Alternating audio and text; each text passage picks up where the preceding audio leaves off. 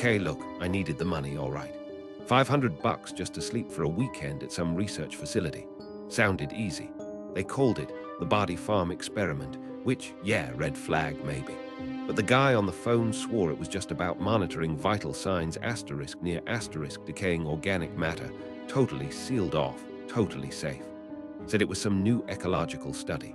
Seemed legit enough online, just a small research group. My head was pounding like I'd been drugged, which, thinking about it now, I probably was.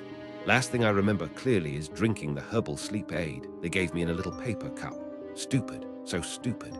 Anyway, my eyes darted around, trying to make sense of where I was. It wasn't a hospital room, no windows. The walls were stained, maybe concrete or just really old tile, weeping some kind of dark moisture in the corners. Everything smelled faintly of bleach and something else. And then there were the noises. Beyond the annoying buzz of the light, there were other sounds. A constant, slow asterisk drip, drip, drip from somewhere unseen, echoing slightly in the small space. Occasionally, a faint scuttling sound, like something small moving just inside the walls, maybe rats, maybe worse. My blood ran cold when I heard it, a low, muffled groan. It wasn't loud, sounded like it came from far away, maybe another room down the hall, but it was definitely human. I squeezed my eyes shut, trying to block it all out, trying to think. How could I have been so stupid? Body Farm Experiment. The name should have screamed danger. I tried to rationalize it. Maybe it was just a psychological test. Maybe the sounds were recordings, the room designed to induce stress. But the itching felt too real, too specific. And then I felt it. Under the skin of my left forearm, where the itching was most intense. It wasn't just a sensation anymore. Suddenly, a flicker of movement caught my eye. Not in the room, but at asterisk the room. The small, dark viewport in the heavy metal door. I froze, every muscle tensed. Was someone watching me? I stared, holding my breath, trying to see past the thick, perhaps one-way glass. It was impossible to make out details in the darkness beyond, but I could sense a presence. A shape, vaguely human-sized, lingered there for a moment, just standing, observing, silent. Were they enjoying this? My mind flashed back to the paperwork I'd signed. It was all done online, quickly, minimal fuss. Now I desperately tried to recall the exact wording. Participation in biological decomposition analysis program. Observation of somatic response in controlled decay proximity environments. It sounded so clinical, so detached. There were pages of waivers, liability releases, confidentiality clauses. I'd skimmed them, focused on the payment amount and the short time frame. The itching, it was getting worse, spreading. No longer just confined to my forearm, it now crawled up towards my shoulder, tendrils of irritation tracing paths under my skin. It was also deeper, more insistent. Less like ants, more like burrowing worms. I tried flexing my fingers, clenching my fist, anything to distract myself or maybe dislodge whatever parasite they put in me. Nothing worked. The sensation was maddening, a constant, unavoidable presence. I craned my neck, trying to get a better look at my arm under the flickering light. Squinting, I noticed something different. Along the inside of my forearm, where the itching burned hottest, the skin seemed darker, not bruised exactly, but discolored, taking on a faint, unhealthy-looking purplish-gray tint, like meat starting to spoil. And the texture, it looked slightly raised, almost bumpy, as if something were pushing up from underneath.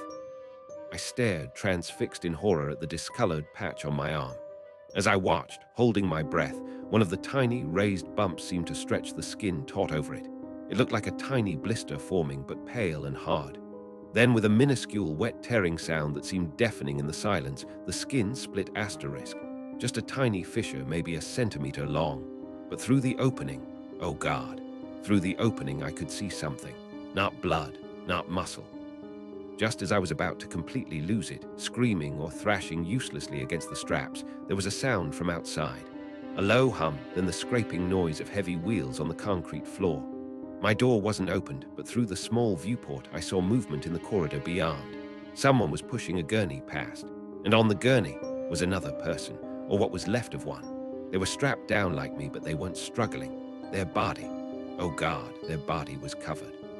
The connection slammed into me with the force of a physical blow, the Body Farm Experiment. It wasn't about studying decomposition asterisk near asterisk a subject. It was about asterisk creating asterisk the farm, on us. using living human hosts to cultivate, whatever the hell those things were. Fungi, insects, some unholy combination. Accelerating the process, maybe. Observing it, harvesting it. That poor soul on the gurney. That was the experiment further along.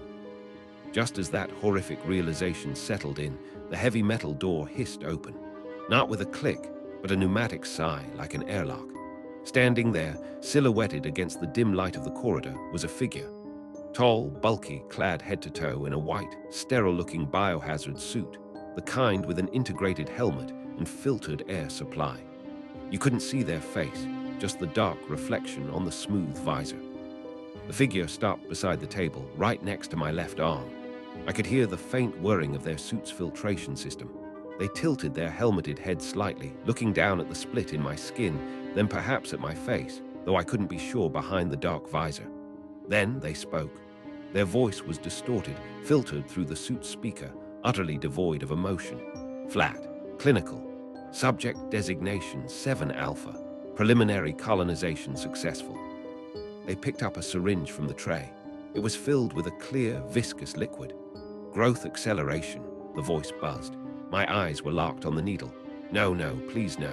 I started thrashing again, pulling at the straps with all my might, screaming incoherently. Na, please don't. It was useless. The figure effortlessly held my arm steady with one gloved hand, the pressure immense and unyielding. The needle tip hovered over the discolored skin near the split. The scream ripped out of me, raw and ragged, as the pressure became unbearable. It felt like my bones were grinding, my flesh tearing apart from the inside out. I couldn't help it. I twisted my head, forcing myself to look, needing to see what horror was erupting from my own body. And what I saw wasn't decay. It wasn't rot. Pushing through the now ragged opening in my forearm and beginning to breach the skin in dozens of other tiny spots nearby weren't maggots or simple fungus. They were.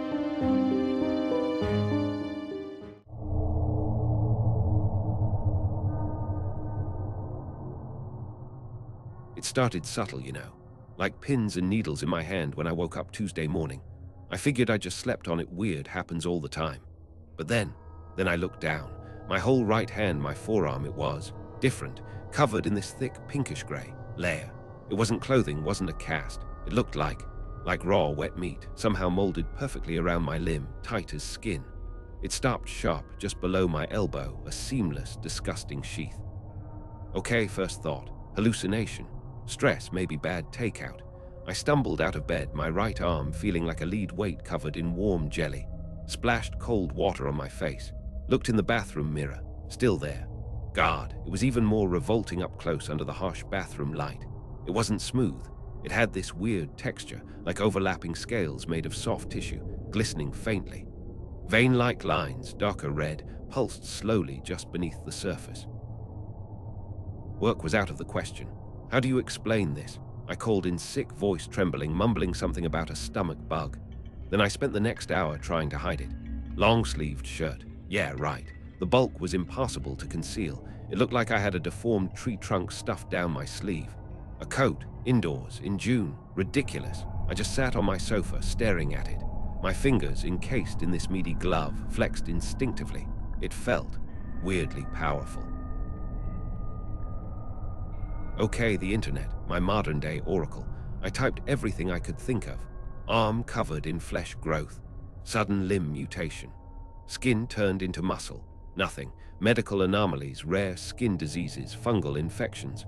Nothing matched this cohesive, sculpted gauntlet structure. It wasn't rot, it wasn't disease as I understood it. It was construction. Biological, horrifying construction. Panic started giving way to a desperate kind of logic. If it grew from me, maybe I could. Cut it away, like a tumor. I went to the kitchen, heart pounding like a drum against my ribs. I grabbed the sharpest knife I owned, a big chef's knife. My hand was shaking so badly I almost dropped it. I stood there over the sink, breathing hard, staring at the alien flesh wrapped around my arm. This was insane, utterly insane. But what choice did I have? Let it grow, take over. The pain eventually subsided to a dull, throbbing ache, radiating from the small cut I'd made. But something else happened. The area around the cut changed. The pinkish-gray flesh seemed to darken slightly, becoming tougher, more like scar tissue, but forming incredibly fast. Within an hour, the weeping stopped, and the cut was barely visible, replaced by a patch of slightly rougher, darker texture. It healed itself. Or rather, it healed itself. The realization sent another jolt of fear through me. Days started blurring together. I stopped answering my phone, stopped checking emails. The blinds stayed down. The world outside seemed irrelevant, distant. My focus narrowed entirely to the thing on my arm. It didn't just feel strong anymore, it felt sensitive. Not to touch exactly, but to atmosphere. Sometimes, when a car drove past outside, I'd feel a faint vibration through it, almost like it was detecting sound waves. Sleep offered no escape. My dreams were infected. Twisted visions of flesh growing, reshaping, consuming. I'd dream of the gauntlet spreading, covering my entire body, merging with pipes in the walls, becoming part of the building. I'd wake up sweating, heart pounding, grabbing my right arm, the reality almost as terrifying as the nightmares. I stopped eating much. Partly nausea, partly a growing paranoia about what I was putting into my body. Would it feed? Help it grow faster. Hunger finally drove me out of my stupor. Not real hunger, more like a background noise that wouldn't stop. I went to open a can of soup. My old can opener was manual, one of those awkward, twisty things. I fumbled with it, my left hand clumsy, weak. Frustrated, I dropped it. Without thinking, my right hand, the gauntlet hand, shot out and snatched the can off the counter before I even registered wanting to grab it. My encased fingers closed around the metal. And then, I felt it. That incident, crushing the can, it flipped a switch. The illusion of control, flimsy as it was, shattered completely. I wasn't just wearing this thing, I was hosting it, and it had reflexes, maybe even impulses of its own. I backed away from the counter, wiping soupy mess off the gauntlet with a dirty rag. It felt slick, slightly oily. As I cleaned it, I noticed the change properly for the first time. It wasn't just below my elbow anymore. I started thinking back, obsessively trying to pinpoint when this nightmare began. Not just waking up with it, but before asterisk. Was there anything at all? My mind felt foggy, exhausted, but I pushed. There was work last week. That weird basement filing job my boss pawned off on me. It was damp down there, dusty, full of old forgotten boxes. I remember cutting my hand on a rusty filing cabinet drawer, right on the knuckle of my right index finger. The surface, it was changing again. Those little pits I'd noticed, they were larger now, deeper. And inside some of them, nestled deep within the fleshy craters, something glistened wetly. I had to get closer, leaning in until my nose was almost touching my own grotesque arm. Oh God, they looked like eyes, tiny, black, primitive-looking eyes, unblinking, embedded in the tissue. Dozens of them scattered across the back of the hand and forearm. They weren't moving, not tracking anything. Isolation became my only refuge, meager as it was. The paranoia grew teeth. Every creak of the floorboards, every noise from the neighbors felt like a threat. Were they listening? Could they somehow sense the wrongness radiating from my apartment, from me? I kept the curtains drawn tight, day and night. Food was running low, but the thought of going outside, of someone seeing the arm, the impossible bulk under my sleeve, the potential revulsion or worse, it kept me locked inside. Last night something new happened. I was drifting in that hazy state between waking and sleeping, the gauntlet lying heavy on my chest. Suddenly it clenched, hard, not like crushing the can, not a reflex, but a deliberate, controlled contraction. My whole arm spasmed with it, and then a sound, a low, wet, ripping sound coming from the gauntlet itself. It lasted only a second, followed by an odd sensation, like internal movement, a shifting within the fleshy mass. This morning, it's worse. The growth hasn't just crept up my arm, it's reached my shoulder, the fleshy tendrils already mapping the contours of my collarbone. But that's not the twist. That's not the part that's making me record this, whispering into my phone like a lunatic. It's the other arm, my left arm. I woke up with pins and needles, just like before. I looked down, expecting. I don't know what I was expecting. Relief. No such luck. It's starting.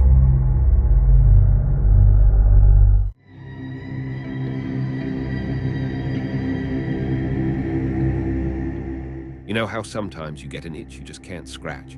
Not like a normal surface thing, but deeper, like it's right under the skin, almost in the bone. That's how this all started for me. About 6 months ago, just this annoying, persistent tingle on my left forearm. I figured it was dry skin, maybe allergies, grabbed some lotion. But looking back, Yeah, that first little irritation, that seemingly nothing moment, that was the beginning. It felt wrong somehow. Over the next week or two, it didn't go away. In fact, it felt like it was, spreading, not like a rash, outwards on the skin, but deeper, burrowing further in asterisk. And the area itself started looking strange. The skin there seemed tighter, paler than the rest of my arm, almost waxy. When I pinched it, it felt thicker, less pliable. I tried different creams, antihistamines, thinking maybe it was some weird delayed reaction to something. Nothing worked. Then came the first real "what the hell" moment. I was showering, soaping up my arm, and my fingers brushed over something hard under the skin, right in the middle of that pale patch. It was small, maybe the size of a grain of rice, perfectly smooth and very firm. It wasn't a cyst. I've had one of those before. This felt different, harder, like a tiny pebble or a piece of plastic someone had somehow managed to implant under there without breaking the skin. All right, so pebble under the skin, time for a doctor, right? I made an appointment, tried explaining it, the persistent itch, the weird pale patch, and now this hard little lump. The doctor, bless him, barely glanced at it. He poked it once, twice, said it was probably a small subcutaneous cyst or maybe some fibrous tissue from stress. Suggested I try a hydrocortisone cream for the eczema and try to relax more. Relax. Right. After the doctor basically brushed me off, I started pulling back. It sounds stupid maybe, but I felt marked, different. I stopped rolling up my sleeves, even when it got warm. I made excuses to avoid swimming with friends or anything where my arm might be visible. It wasn't even that noticeable yet, just that slightly pale patch, and the lump only I could really feel unless you were looking closely. But I knew it was there. It felt like this dirty little secret clinging to me. Night times were the worst. Alone in the bathroom under that single, buzzing fluorescent light that always seemed too bright and too dim at the same time. I'd stand there, rolling up my sleeve, staring at my reflection, checking the spot, turning my arm this way and that. Was the pale area bigger? Was the lump pulsing? Sometimes, I swear, in the distorted reflection of the cheap mirror, it looked like it was. Just a tiny throb, barely perceptible. And my reflection, it started looking less like me. Okay, this is where it gets really weird. I was sitting on the edge of my bed one morning, just staring into space, still half asleep, and I felt it. Not the itch, not the pressure, but a flicker, like a muscle twitch under the skin on my forearm right over the main lump, but it wasn't a muscle twitch. It was too localized, too sharp, like something tapped once from the inside. I froze, didn't breathe, waited, nothing. I poked the lump, rubbed the area, tried to replicate it. It wasn't just the lump anymore. The skin itself was definitely changing now, no denying it. That pale, waxy patch had spread up my arm, almost reaching my elbow. And the texture, God, the texture. It wasn't soft like skin anymore. It felt dry, rough, almost like fine sandpaper or even scales. Not fish scales, but like reptile skin, leathery and tough. It didn't wrinkle like the rest of my skin when I moved my arm. It seemed to have less give. Alongside the texture change, these faint patterns started showing up. It's hard to describe.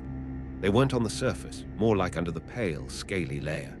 Around the lumps, which were definitely multiplying now, maybe 3 or 4 distinct hard nodules I could feel, these shadowy lines appeared. They looked almost geometric, or maybe biological, like the veins in a leaf or the segments of an insect's shell. The pressure started subtly. At first, just a dull ache deep in my forearm like I'd strained it, but it grew day by day into this constant, unpleasant pressure. Like the bone itself was expanding, or like something inside was pushing outwards, trying to make room. It wasn't sharp pain, not usually, just this persistent, heavy feeling of internal tension. Sometimes it would throb in time with my pulse. Sleeping was becoming a nightmare. One morning I woke up to a sharp, stinging pain. Not the deep pressure, but something surface level, right over the biggest nodule near my wrist. I bolted upright, heart pounding, and looked down. There was a crack. A tiny hairline split in that weird, leathery skin, maybe half an inch long. It wasn't bleeding much, just oozing a tiny bit of clear, slightly thick fluid that dried quickly into a yellowish crust. But it was a break. The skin had finally given way, just a little. The movement wasn't imagined anymore. No more fleeting twitches I could dismiss. I was sitting on the couch, trying to distract myself with some old movie, arm resting on the armrest, and I saw it. In my peripheral vision first, then I stared right at it. A clear, definite ripple under the skin. It traveled maybe an inch, undulating like a worm moving just beneath the surface. My breath caught in my throat. I felt bile rise up. I couldn't live like this. The feeling of asterisk moving inside me. I had to get it out. One night, fueled by cheap whiskey and sheer desperation, I decided I had to try. I sterilized a utility knife blade over the stove flame, gritted my teeth, and positioned the tip over the largest, most prominent nodule. My hand was shaking violently.